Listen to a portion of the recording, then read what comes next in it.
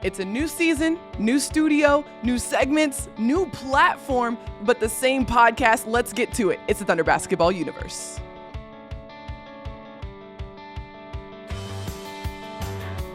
Welcome into the Thunder Basketball Universe presented by COOP Ale Works. It's a new look, but the same podcast. We're coming to you live from our brand new TBU studio. So this means that you'll not only be able to find us wherever you listen to podcasts, but you can also see these two faces on YouTube as well. We've got some new segments, a new format as well with this TBU, and we've got a lot to cover in this podcast. We got a full week of training camp behind us, a preseason game under this team's belt. So let's jump into one of our new segments, one of our first segments here, and that's You Can Shay That Again, Gallo. Okay, so this is from our preseason game. Gallo, I'll let you go first. This segment is all about a quote that we liked from the past week or so, and we have to figure out which player said it. Okay, all right. My quote is, "It was fun just playing with my guys." I actually know this quote because we talked about it after the press conference, but that was Poku. That's right. Yeah, Alexei Pokusevski, he came in off the bench. He was kind of a primary ball handler for the Thunder off the bench in that loss to the Charlotte Hornets in the very first preseason game in Paycom Center. But he was up there. He was cheering on his teammates all night long. He came into the post-game press conference room and just kind of hung out on the wall in the corner watching Josh Giddey, the rookie, give his post-game press conference. Poku was in there just taking it all in, listening to the whole thing. Then when it was time to come and sit down to the podium himself, he kind of leaned back in his chair. He was very cool, very casual, and said, "It was just fun playing with my guys." And, it just struck me a year ago, Poku was not even drafted by the Thunder yet. And to have him, be up there so casual, so confident, and also so just intertwined with his teammates and feeling like those are his guys. I thought that was really cool. Well, and I think that speaks to the value of training camp, right? That's the whole point of this. There are a lot of new faces on this Thunder roster, and so we'll get to this in a little bit later in the podcast, but the Thunder did a little something different during training camp this season. They practiced at the Thunder Blue Ion for the first week, and that was really to help build some camaraderie and kind of go back to the roots and the history of the organization. I think seeing Poku with that level of comfortability, being able to play with his guys speaks to that working for them. Yeah, and this is a guy in Poku who had to become a professional at age 13. He moved away from his home country to go to Greece. He comes to the United States. He's living out of a hotel. He doesn't have the most perfect English that there is, and yet he's tight with all the guys on the team, and so I love seeing that from a guy like Poku. I love that. Great choice. What's your quote, Paris? All right, this one might get you. It was tough to get my pregame nap in today. All right, so I'm going to do process of elimination here because we talked to Mike Muscala before the game for pregame one-on-one. Might have given it away. Yeah, there you go. And I'm pretty sure that he is the one that said that quote. That is correct. And this goes to the excitement that all of these guys had to play in front of a live crowd, but also that first of playing your first preseason game against a live opponent. Mike was just talking about his excitement. It was tough for him to get his pregame nap in, those excitement, that jitters of just wanting to get out there and play.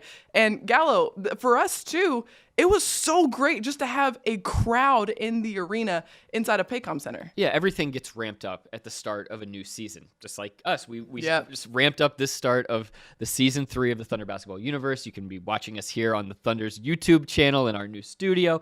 That's how the players felt. That's how the fans at Paycom Center felt. Josh Giddey spoke very similarly about that. It's just like, it was just as good for the guys to be back and playing against a new opponent as it was for the fans to be in that building. And I think sometimes there can feel like this totally different world that the players are involved in, but they are completely connected to the fan base at all times, and a guy like Muskie for sure. Yep, and it was just really cool to hear that from a veteran like Muskie, the oldest guy on the team by 2 weeks, just 2 weeks, and then you combat that, you kind of juxtapose with a Josh Giddey who hasn't ever experienced the roar of Loud City or the experience of the Thunder fan base, and so hearing both of them talk about that is really, really cool to see. Yeah, one other thing just for Thunder fans, the game night experience is going to be a little bit different this year. I mean, during Media Day, we were sitting right next to the events and entertainment section of Media Day, where they were continuing to gather all sorts of footage and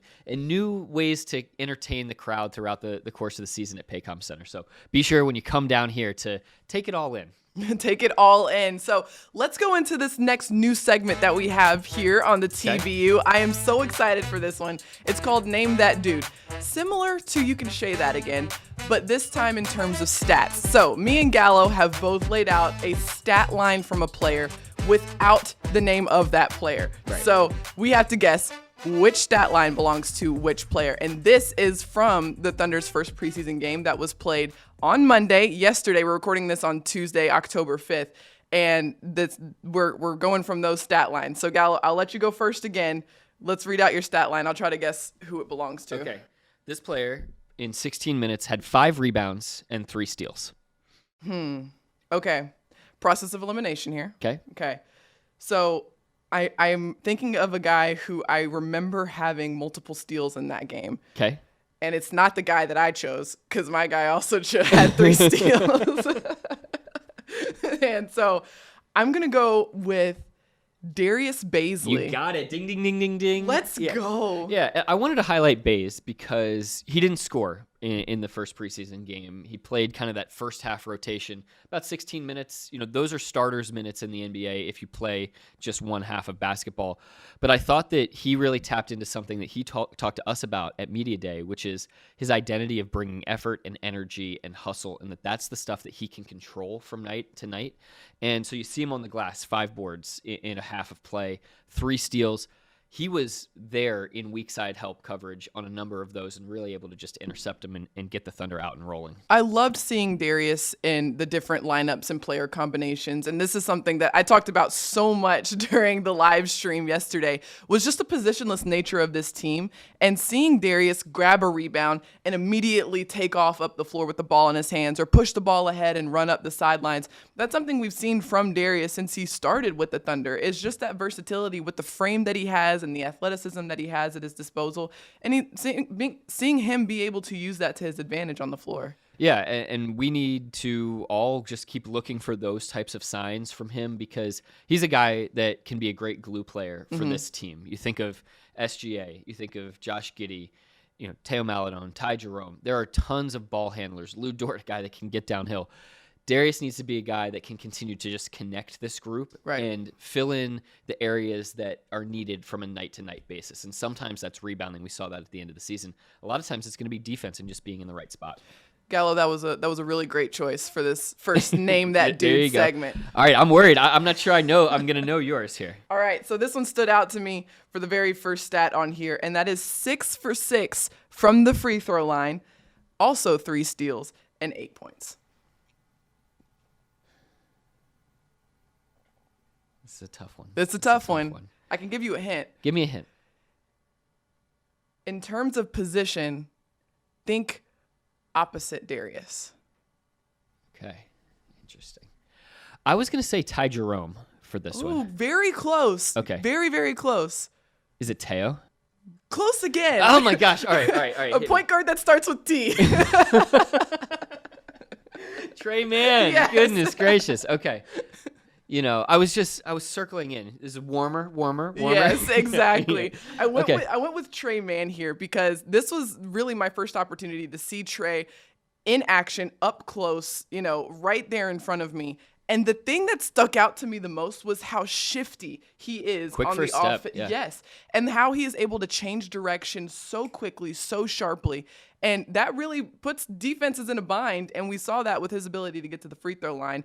I thought that was so cool to see in a first preseason game. Yeah, I mean, at the guard position in this league, you've got to be able to beat your man off the bounce. And if you're racking up free throw attempts, that's usually a sign that that's exactly what you're doing. Yeah, and we'll get into this a little bit more later, but he was part of my favorite lineup combination out there on the floor. Yes, I'm a little bit biased because I'm a point guard, but you went through the whole list of them right there. Teo, Ty, and Trey. those guys out there on the floor, 3 guards who they have different skill sets. They have different things that they bring to the table, but they're all point guards really. And they did a really good job out there on the floor. And seeing Trey be able to play off the ball, but also, handle the rock and be that primary ball handler. That was really cool to see in that lineup. It's going to be crucial for him to pick up on what he did in college, which is move off the ball quite well, being able to cut and misdirect and set up his man and play with tempo and all those kind of things. Because if you got Teo, if you got Ty Jerome on the floor, those guys are able to spot up and shoot as well, but also handle it and create a little bit. And so Trey Mann, just get in where you can fit in on the offensive side of the ball. And then the other big thing about Trey that I loved, he stood in there and took a charge. And that first game of Summer League, he stood in, got his nose dirty, and took a charge. Same thing in his first preseason game, too. That was cool. Yep, got to get that hard work and laying that foundation early, being willing to sacrifice your body for the good of the team. You can name that dude, Gallo. I think this is going to be a hit moving forward. I say we stick with it. I like it a lot. I love it. All right, so we're already talking about this Charlotte game. Let's just keep rolling. Gallo, what were some of your biggest observations from that first preseason game? Yeah, well, I think it was the first extended look at Josh Giddey. And, of course, there was no Summer League to get a more holistic perspective. He played 5 minutes in Summer League. It is just one preseason game, and the second half, he really got it rolling. But just some things that you can see out there about Josh that look like, okay, he can be a playmaker at this level. The pace and the tempo and just how hard some of the passes are rifling across the court, and the ease with which he's able to kind of sling them. The one-handed lefty sling pass to Maladone in the corner was just sick. But then he finished it up with a putback and one there over Mason Plumlee, who's not a small dude. So you're seeing some of the things that he can do that make you go, whoa. Yeah, he's got that 6'8" frame, which helps him be able to, I think, see the floor a lot better at that position, because you can see over the defense. You can see you've got a different vantage point, which, really helps with those cross-court passes and the vision on the floor. One thing that stuck out to me, and something that he mentioned after the game, is really his bread and butter and where he feels like he is at his best is in transition. Right. And he can really make those decisions and see the floor. And I think this is where his professional experiences come into play, because reading the floor in transition, that's a different beast than it is in the half court, because a lot of different parts are moving. You're dealing with mismatches, guys not really matched up, and you have to kind of make reads earlier. But you could tell that he was able to read that pretty well and pretty quickly for a guy at his age. Yeah, one of the things that was really interesting was he just would grab the ball off the rim, and he wasn't jogging the ball up the floor, but he was getting into it, kind of lulling the defense to sleep a little bit, and then would go and attack in transition. And so it was almost at that moment where the defense feels like, okay, we're back and we're set. That's when he would go. And it's a little cleverness there, because sometimes you get guys that want to go headlong and they want to speed down the court and they want to beat the entire defense down. And there's other guys that want to slow up the pace, slow up the tempo, let them get into the offensive set. Giddey was kind of playing with that a little bit and trying to find that in-between zone. But again, one preseason game, we've got a lot more to see. Even he said after the game, I've got a long way to go in terms of understanding the pace, the tempo, and the physicality of this level. A lot of work still ahead of everybody on this roster. But Gallo, one thing that stuck out for me, and the big observation for me, was what we saw from Aaron Wiggins in this game. He only played 7 minutes, but he had 12 points, and we saw a lot of fancy footwork from him. And I think this was an extension of what we saw in Summer League for him, because we saw the same thing, him being able to be shifty and crafty and find ways to get the ball through the hoop. But also, he stepped out and went 3 for 3 from deep in those 7 minutes of action. I thought that was really great to see from Aaron. Paris, I'm just glad that on our OKCThunder.com and Thunder mobile app live stream that we did with Chris Fisher and Michael Cage, that you were able to sneak in that nugget of yours about how Aaron Wiggins used to be a dancer when he was a child, and he would do, what did he, ballet, jazz, and hip-hop. Yeah, okay. Yep. Yeah, there you go. So Paris is so in on this hit that I've memorized her own hit over this time. I need to interject here. The reason I am so on board with this is because I went through a very similar experience growing up. I did ballet and jazz, and that footwork, that understanding of kind of rhythm and body control helps you on the floor as well, and understanding what you need to do in terms of making sure you're on balance and getting to your right position at the right time. Yeah, I'm teasing you because you're exactly right. Like, he was able to rock the defense in a way that was just so smooth. And he was able to get to his spots because of that spin move that he did. The sidestep on the three-pointer, he created so much separation there.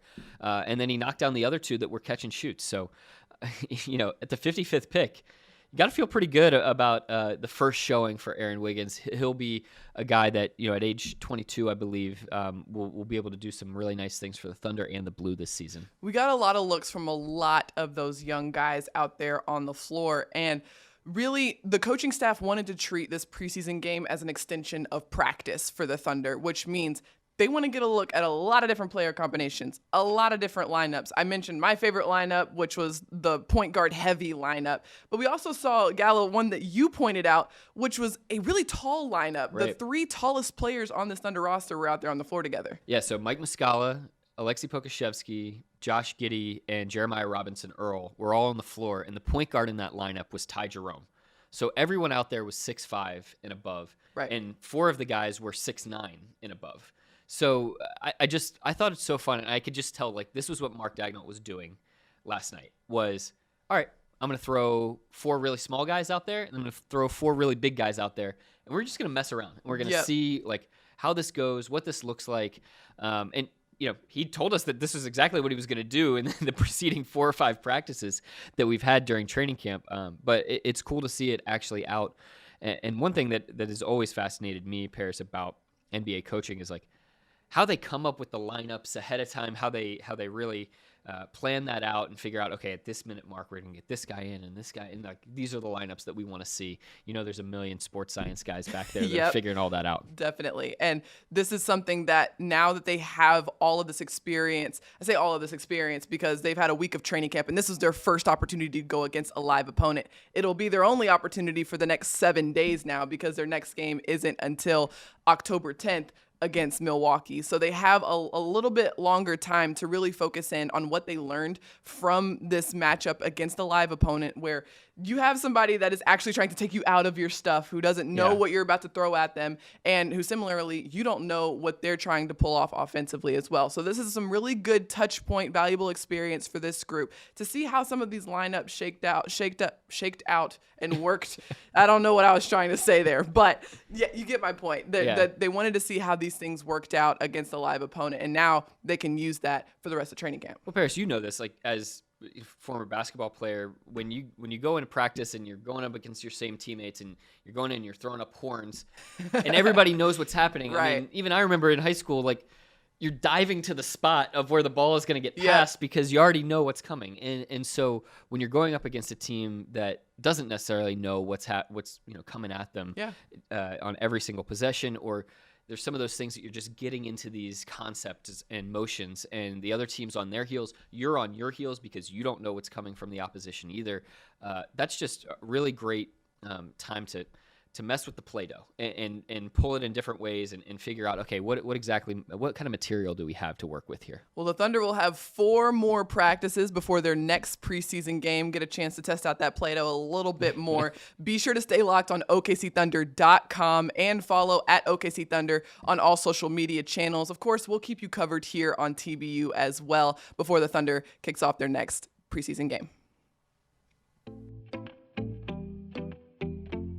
COOP Ale Works is the proud sponsor of Thunder Basketball Universe. Brewers of the fan favorites F5 IPA and 99-calorie Ice Chest IPA. You'll find those and many more COOP beers at retailers across Oklahoma. Learn more at CoopAleWorks.com. This is Shai Gilgeous-Alexander, and you're listening to the Thunder Basketball Universe. All right, let's take a look now at what's on tap for this group going down the line. The first thing, we talked about the previous preseason game for the Thunder. The next one at home will be on October 14th, and that game will again be a live stream on the Thunder mobile app. Yeah, a couple games in between then. We'll be going up till Milwaukee on the 10th. That's this Sunday. The Thunder's going to play the Milwaukee Bucks. That's going to be an ESPN game, but Paris and I will be there on site, giving you all that coverage that you need for OKCThunder.com. And then there's one other preseason game, actually the front end of that back-to-back to end the preseason slate, the 13th up in Tulsa, playing against the Denver Nuggets there as well. And one thing to note for fans coming into the arena here at Paycom Center, there are a few new protocols that are put in place just to ensure everybody's health and safety in a game night environment. So for all of those protocols and everything that you need to know, FAQs, things along those lines, be sure to go to OKCThunder.com/health protocol just to make sure that you're up to date on everything you need to know before coming into the arena. It was a lot of fun seeing fans in the building, and it was even greater knowing that everybody was in a healthy and safe environment as well. Our very own Paris Lawson did an amazing job on this Know Before You Go video. You can find it on OKCThunder.com. It really helps you understand everything that you need to do on your way into the arena, and really, it's pretty simple. And there's also some cool things that are happening in Paycom Center this year that weren't there before. It's an entirely cashless building, which I think is awesome. Fully digital, only use your mobile device for tickets and parking passes. All of those questions will be answered on that link, OKCThunder.com/health protocol. But one thing, Gallo, you mentioned the Thunder will have a game in Tulsa at the BOK Center. And when we're talking about Tulsa, we got to mention Thunder Fellows. A few big updates for them. Congratulations to Executive Director Cedric Ikpo on their announcement of their brand new and very first Thunder Fellows cohort. He is a friend of the pod. We've had him on before. If you haven't heard that podcast with Cedric, be sure to go back and listen to that. It was a great explanation of Thunder Fellows and what they're doing up there in Tulsa. Yeah, scroll back down and take a look at that, because Cedric does such a great job of just laying out what the vision for this program is going to be for these kids in Tulsa, Black youth that are interested in data, analytics, and some of the ways in which those fields intersect with media, entertainment, sports, and whatnot. And so the Thunder and Thunder Fellows are really proud that this cohort has been announced and selected. And the video from this is just amazing to see the kids' reactions as they're being told that they are a Thunder Fellow. It certainly blessed all of our timelines. So if you want to go see that, be sure to follow at Thunder Fellows on Instagram. And before we go, Gallo, what's on tap? You got something cooking over there in terms of content. What's coming on tap? That's right. Yeah, it's Hispanic Heritage Month. And so one thing that we really wanted to do was focus on a player that is from a Spanish-speaking country, Gabriel Deck. And so I've got a feature article coming about him, about his childhood growing up in Argentina, the things that he did, the hard work that he and his family put forth every single day to get him to this point where he's entering technically his second NBA season. He played 10 games for the Thunder last year, but it's just amazing to listen to him talk about his journey and some of the things that he went through in his life. And so it makes you proud to be a Thunder fan and to be rooting for a guy like this. So be sure, you know the link at this point, OKCThunder.com, to check out that. That's coming out on Thursday. But until then, thank you so much for watching and listening to today's episode on the Thunder Basketball Universe. Be sure to like, rate, and subscribe wherever you get your podcasts. Tune in as well on YouTube. Thank you so much to our producer, Matt Bishop. And until next time, Thunder up, and catch you later.